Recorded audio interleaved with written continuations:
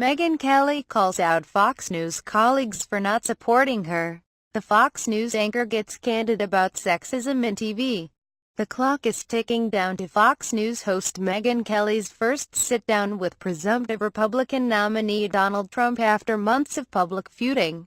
On the eve of her primetime special, Megyn Kelly Presents, the anchor did her very best to channel the New York billionaire's gift for brazen self-promotion and bluntness, a strategy that has clearly worked for Trump in ratings and the polls. Appearing on Bravo's Watch What Happens Live, a nightly talk show hosted by Andy Cohen, Kelly dished about her months-long battle with the candidate and spilled dirt about her Fox News colleagues. When a viewer called in to ask Kelly, who first clashed with Trump last summer after she pressed him on his history of sexist comments, if she thought the candidate went after her so hard because she is a woman, Kelly alluded to the fact that it was no coincidence. "I was not the only one to hit Trump at the first debate," she said. "He didn't go after them. I think the nature of my question really irritated him. That's a potential weak spot for him." She would not say whether she would support him as the Republican nominee. "I don't talk about what I do privately in the polling station because that's not appropriate for a news journalist like me," but she did say that anyone who wants to write Trump off because of his comments about women does so at their own peril. "It was interesting to watch. He'd come after me and his poll numbers would go up and up and up until they didn't," he said, channeling her inner Trump. He smacked into the unfavorables with women of 72% in March. In a Trumpian way, Kelly also dodged a pointed question from Cohen about what she would say about the Donald's appearance. Of course, she did not answer the question head-on. She launched into a response about his hair being real, something she learned by personally running her fingers through it, she said. "We used to get along.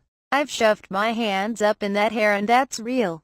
For reals." When pressed about whether she finds him attractive, she quoted Trump back to Cohen. He actually has a very famous quote where he said something that goes, "I'm going to bed with all these supermodels, so I guess it works." I'll let him speak for himself on that. Kelly was more candid about her own colleagues at Fox News. When Cohen asked if she had received support during the Trump saga from Bill O'Reilly, Kelly gave a flat no. "We don't really keep the same hours, so I never really see Bill. I see him on TV like most of the American population. So, no." Cohen then asked whether she had heard from major feminist Greta Van Susteren throughout the ordeal. "Not directly. No," Kelly admitted, "but honestly, she is very busy." Kelly also opened up about sexism in the television industry, saying she has heard stories of male executives asking young female reporters to twirl around so they could get a full look at their rising stars. "Executives, you need to stop doing that," she said. "It's 2016. It's time to use your eyes from the front."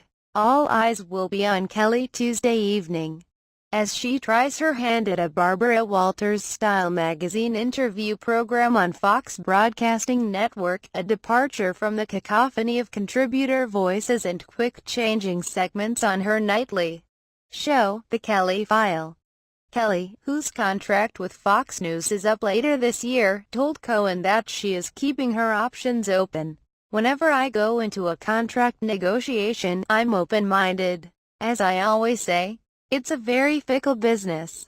I love a woman with leverage," Cohen told her. Kelly flashed that multi-million-dollar smile, and they went to commercial break. Unflinching. She was violently ill the day of the debate but would have crawled over a pile of hot coals to make it. "No one was going to be sitting in for me, reading my questions."